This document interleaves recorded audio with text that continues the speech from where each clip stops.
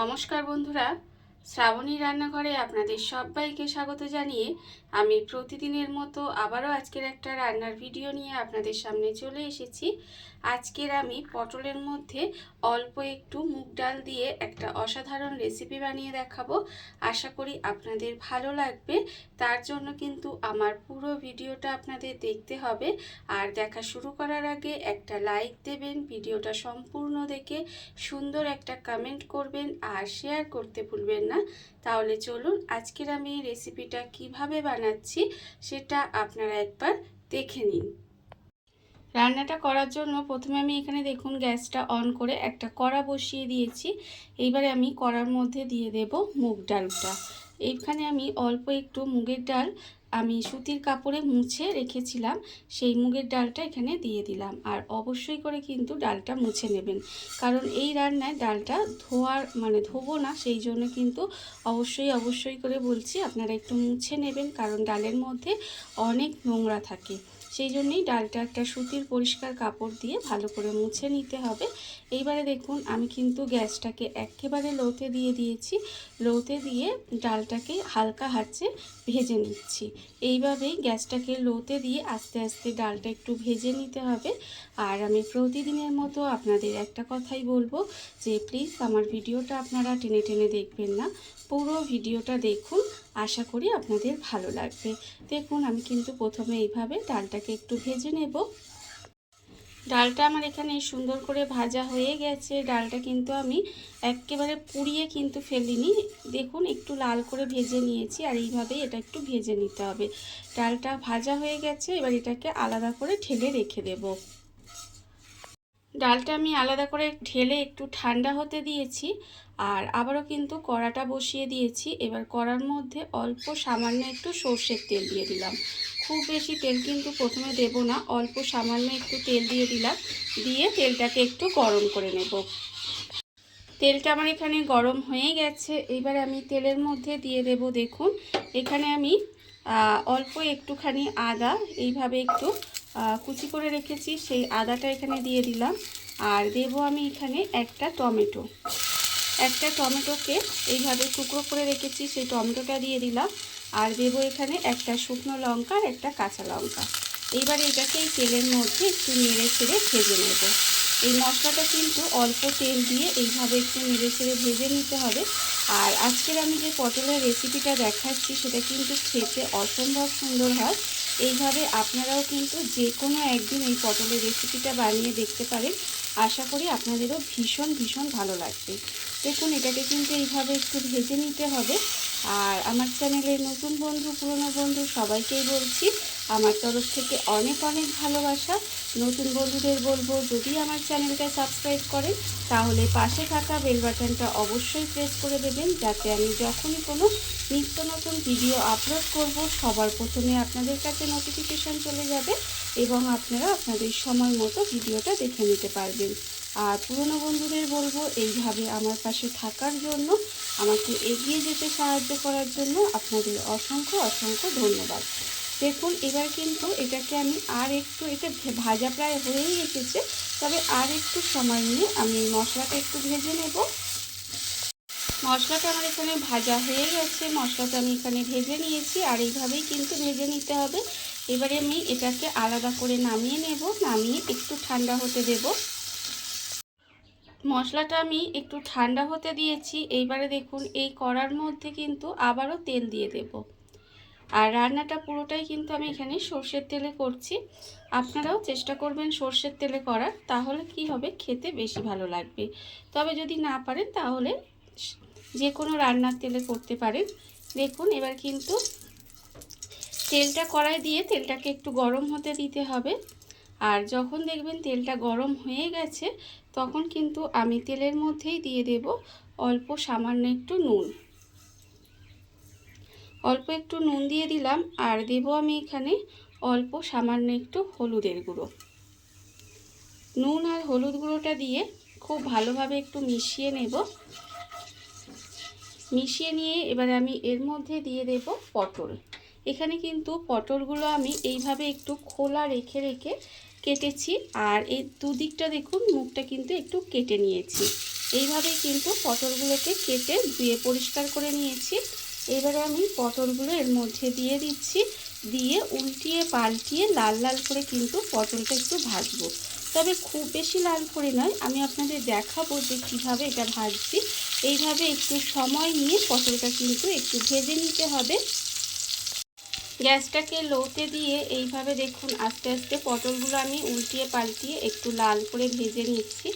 আর এটা এখনও ভাজা হয়নি, দেখতেই পাচ্ছেন। আমি একটু সময় নিয়ে এটাকে আস্তে আস্তে ভেজে নেব। আর এটা আমার যতক্ষণে ভাজা হচ্ছে ততক্ষণ দেখুন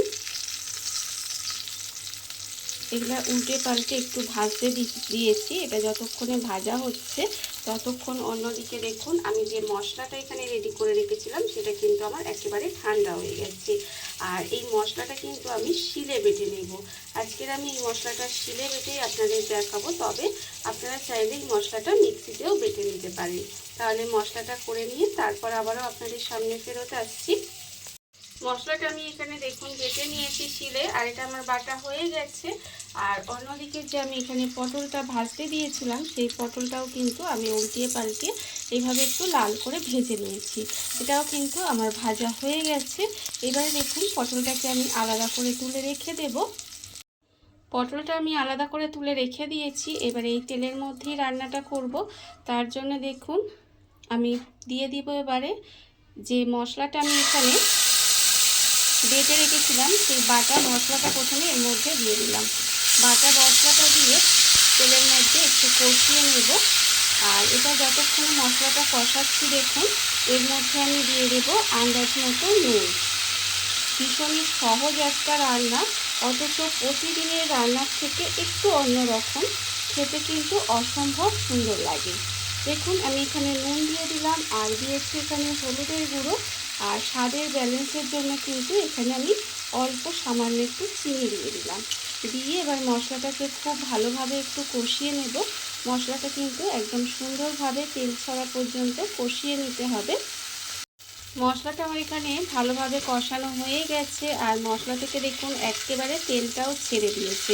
এইভাবে যখন মশলা থেকে তেলটা ছেড়ে দেবে তখন আমি এর মধ্যে দিয়ে দেব মশলার বাটিটা ধুয়ে আমি একটু জল রেখেছিলাম, সেই জলটা এর মধ্যে দিয়ে দিলাম। দেখুন একটু বেশি পরিমাণে জল দিয়েছি, মানে এই ধরুন প্রায় 1 বাটি মতো জল দিলাম। দিয়ে এবার এই গ্রেভিটাকে একটু ঢাকা দিয়ে ফুটতে দেব। এটা কিন্তু একটু ঢাকা দিয়ে ফুটতে দিতে হবে। আর এটা যতক্ষণ ফুটে উঠছে ততক্ষণ দেখুন আমি অন্যদিকে প্রথমেই যে ডালটা ভেজে রেখেছিলাম সেই ডালটা কিন্তু এখানে ঠান্ডা হয়ে গেছে। এবার আমি এটা মিক্সির মধ্যে দিয়ে একটু গুঁড়ো করে নেব। ডালটা আমি এখানে দেখুন গুঁড়ো করে নিয়েছি, ডালটা গুঁড়ো করা হয়ে গেছে। আর এইবারে দেখুন আমি অন্যদিকে যে ঢাকা দিয়ে গ্রেভিটা ফুটতে দিয়েছিলাম সেই গ্রেভিটাও কিন্তু খুব ভালোভাবে ফুটে গেছে। আর এটা কিন্তু এইভাবে ভালো করে একটু ফুটিয়ে নিতে হবে। যখন দেখবেন গ্রেভিটা ভালো করে ফুটে গেছে তখন কিন্তু আমি এর মধ্যে দিয়ে দেব এই যে পটলটা আমি এখানে আগে থেকে ভেজে রেখেছিলাম, সেই ভাজা পটলটা এখানে দিয়ে দিলাম। ভাজা পটলটা দিয়ে এবার এটাকে কিন্তু একটু উল্টিয়ে পাল্টিয়ে রান্না করে নেব, যাতে সমস্ত মশলা এর ভেতরে ঢুকে যায়।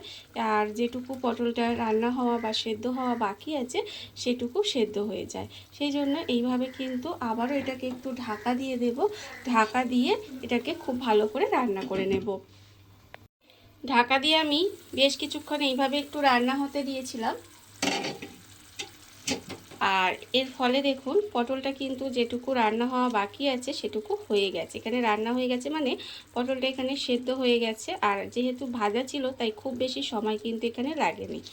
এইবারে দেখুন এর গ্রেভিটা একটু পাতলা পাতলা আছে, আমি একটু পাতলাই রেখেছি, তার কারণ আমি আপনাদের পরে দেখাচ্ছি, এতটা পাতলা থাকবে না। এবারে দেখুন এটা যখন রান্না প্রায় হয়ে আসবে তখন কিন্তু আমি এখানে দিয়ে দেব এই যে আমি যে ডালের গুঁড়োটা করে রেখেছিলাম, কিন্তু মুগ ডালের গুঁড়োটা, সেটা কিন্তু এইভাবে একটু দিয়ে দিতে হবে। দেখুন ডালের গুঁড়োটা আমি এখানে দিয়ে দিলাম, দিয়ে এবার এটাকে মিশিয়ে দেব। এইভাবে আপনারা যে কোনো দিন বাড়িতে বানিয়ে দেখবেন কি যে অপূর্ব খেতে হয়, সেটা আপনারা একবার না বানিয়ে খেলে কিন্তু বুঝতে পারবেন না। এইবারে দেখুন একেবারে গ্যাসটাকে লোতে করে দেবেন, দিয়ে জাস্ট একটু এইভাবে উল্টিয়ে পাল্টিয়ে রান্না করে নেব। বেশিক্ষণ কিন্তু নয়, একটু এইভাবে উল্টিয়ে পাল্টিয়ে একটু সময় রান্না করে নেব। আর দেখতেই পাচ্ছেন যে এটা যতটা পাতলা কিন্তু গ্রেভিটা ছিল ততটা আর পাতলা রইল না, কত সুন্দর ঠিক হয়ে গেল। আর এটা দেওয়ার ফলে কিন্তু এটা খেতেও অপূর্ব সুন্দর লাগবে। দেখুন এবার এইভাবে একটু সময়টাকে রান্না করে নেব। ডালের গুঁড়োটা দিয়ে এখানে আমি প্রায় 1 মিনিট মতো এইভাবে একটু রান্না করে নিয়েছি। আর দেখুন রান্না কিন্তু আমার এখানে হয়ে গেছে, রান্না আমার এখানে রেডি হয়ে গেছে। এবারে নামানোর আগে আমি ওর উপর থেকে দিয়ে দেব অল্প সামান্য একটু গরম মশলার গুঁড়ো দিয়ে এবার এটাকে মিশিয়ে নেব। মিশিয়ে গ্যাসটা অফ করে কিছুক্ষণ ঢাকা দিয়ে রেখে দেব। আর তারপরে আপনাদের পরিবেশন করে দেখাবো ঠিক কেমন হলো। এটা কিন্তু খেতে অপূর্ব সুন্দর হয়।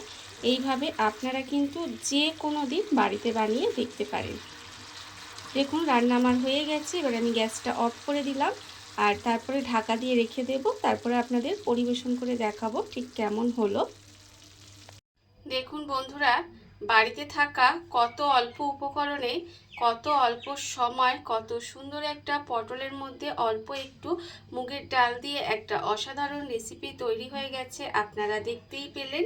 আর এটা কিন্তু খেতে অসম্ভব সুন্দর হয়। এইভাবে আপনারাও কিন্তু একদিন হলেও বাড়িতে বানিয়ে দেখতে পারেন। আর এই ভিডিওটা যদি আপনাদের ভালো লেগে থাকে আপনারা আমার চ্যানেলটা সাবস্ক্রাইব করে এইভাবে আমার পাশে থেকে যেতে পারেন। তাহলে চলুন আজকের ভিডিওটা এই পর্যন্তই। নমস্কার।